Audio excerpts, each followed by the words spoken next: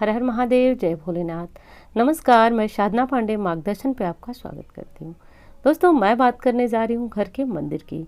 तो घर के मंदिर से जुड़ी हुई 5 महत्वपूर्ण बातें आपको बताने वाली हूँ।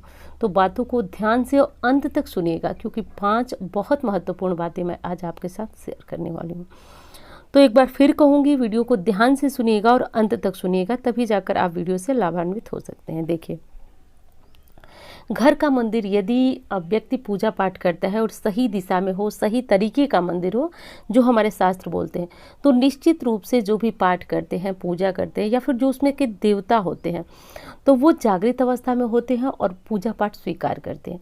और आप समझिए कि यदि जिस स्थान पे हम पूजन करते हैं वो स्थान ही सही नहीं है, वहाँ जिस मंदिर है वहाँ पे देवता ही वास नहीं करते हैं, तो आप चाहे जितने पाठ कर लीजिए, जो भी पूजा कर लीजिए, निश्चित रूप से वो पूजा फलीभूत नहीं होती है।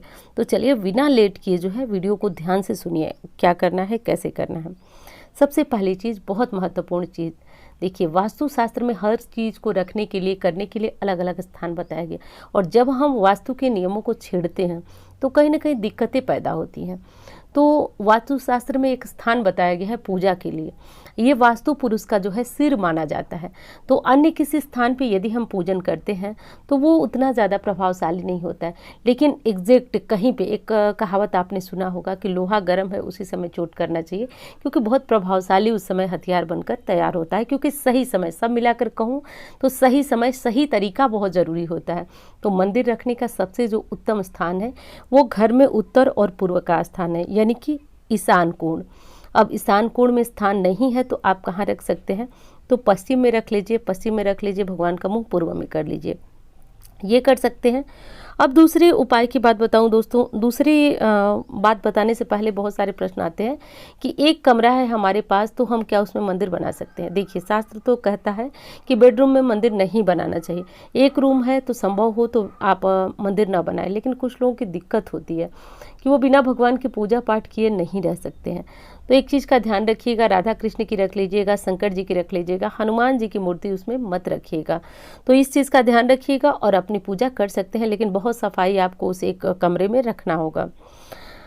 किचन में भूलकर भी घर का मंदिर कभी भी नहीं बनाना चाहिए। किचन हमें बड़ी पवित्र स्थान लगता है, हमें लगता है किचन में मंदिर बन जाए तो सर्वश्रेष्ठ है, लेकिन किचन में मंदिर नहीं होना चाहिए। जैसा कि मैंने बताया, किचन जो है उत्तर पूर्व में पूजा का स्थान यानी ईशान कोण में है, आग्नेय कोण में जो है वो किचन बताया गया है, यानी कि दक्षिण और पूर्व में ठीक उसके अपोजिट। तो अब बताइए, चीज़ें विपरीत कभी भी उत्तम नहीं होती हैं।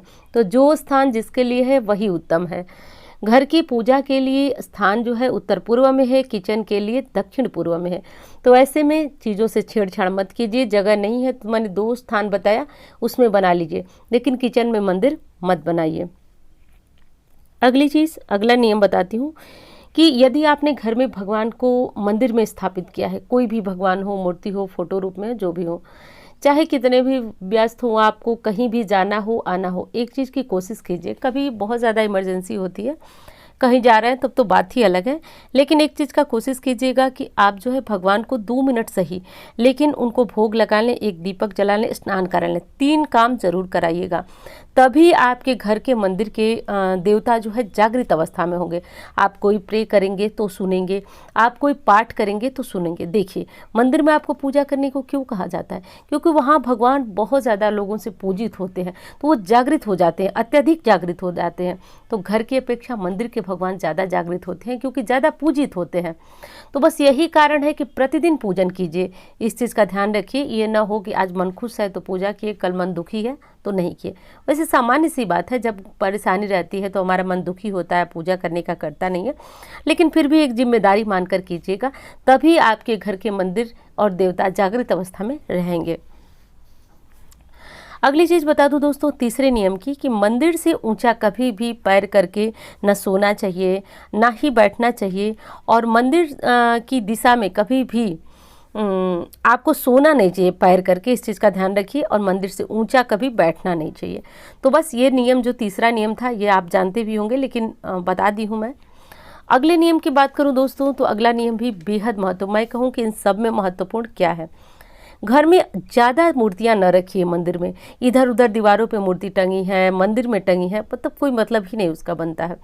तो घर में कम से कम मूर्तियाँ रखें, कम से कम 5 देव। देखिए मैं बार बार दिखा भी रही हूँ कि 5 देवताओं की मूर्तियाँ। वैसे तो परिवार में ज़्यादा सदस्य हैं तो कोई साईं बाबा को पूछता है, कोई हनुमान जी को, कोई किसको, तो सभी रख ही लेते हैं। लेकिन कोशिश कीजिएगा कि जो गिफ्ट वगैरह में मूर्तियाँ मिली रहती हैं हम सबको सहेज कर रख लेते हैं, ऐसा मत कीजिएगा। और हाँ, अगला नियम की बात करूं कि जिन मूर्तियों के जैसे फ्रेम खराब हो जाते हैं, शीशे चिटक जाते हैं, ऐसी मूर्तियों को गलती से भी मंदिर में न रखें, क्योंकि ये भी खंडित मूर्तियों के अंतर्गत आते हैं। 5 दोष जो मैंने बताया ये बहुत बड़े दोष थे। मंदिर में घंटी यदि किसी कारण से टूट जाती है, मंदिर के कपड़े जल जाते हैं, कभी कभी अगरबत्ती से जल जाते हैं, थोड़ा बहुत जल गया तो कोई दिक्कत नहीं है, लेकिन ज़्यादा जल जाता है तो एक चीज़ का ध्यान रखिए कि आपको ये कपड़ा बदल देना चाहिए। बहुत ज़्यादा जल जाता है, श्रेष्ठ नहीं माना जाता है, दोष उत्पन्न करता है, तो इस चीज़ का ध्यान रखिएगा। तो मंदिर के जो भगवान होते हैं वो खंडित टूटे फूटे नहीं होने चाहिए, घंटियाँ टूटी नहीं होनी चाहिए, और जो भगवान के आसन के लिए हमने कपड़े रखे हैं वो जले हुए नहीं होने चाहिए। तो इन सारे नियमों का जो 5 चीज़ें मैंने बताई उसे ध्यान रखिएगा। बहुत सारे लोगों को दिक्कत होगी कि अन्य किस दिशा में मंदिर बनाए। तो देखिए उत्तर में आप मंदिर नहीं बना सकते हैं, क्योंकि उत्तर में जो है आप मंदिर बनाएंगे तो भगवान का मुख दक्षिण में होगा, और दक्षिण में कभी भी मंदिर बनाने की आपको शास्त्र इजाज़त नहीं देता है, क्योंकि दक्षिण दिशा यम की दिशा मानी जाती है। तो इस दिशा में कभी भी भगवान को रखकर पूजन करना या फिर उनका मुख करके पूजन करना उत्तम नहीं माना जाता। तो जो दिशा हमारे शास्त्र बताए हैं वो 2 ही दिशा है, चाहे आप पूर्व में बना सकते हैं, चाहे आप दक्षिण में बना सकते हैं, चाहे आप पश्चिम में बना सकते हैं। तो 2 दिशाएं मैंने बता दी, उत्तर और दक्षिण में मंदिर नहीं बनाया जाता है। तो इस चीज़ का ध्यान रखिए। पूजा करते समय हमेशा आपका मुंह पूर्व में रहना चाहिए और आपके भगवान का मुंह हमेशा पश्चिम में रहना चाहिए। तो यही श्रेष्ठ विधि है। लक्ष्मी जी की आराधना उत्तर की तरफ मुँह करके भी की जा सकती है। तो दोस्तों ये महत्वपूर्ण और बेहद ज़रूरी जानकारियाँ थी। तो जो भी फोटो हो, यदि आप मूर्ति रूप में रखें, फोटो रूप में रखें, आप अपने घर के मंदिर को बहुत ज़्यादा साफ़ रखें, क्योंकि घर के मंदिर में यदि कोई गंदगी रहती है तो साफ बता दूं आपको, बिना सोचे समझे आप समझिए, यदि घर के मंदिर में धूल जमी है तो गुरु आपका खराब हो जाएगा।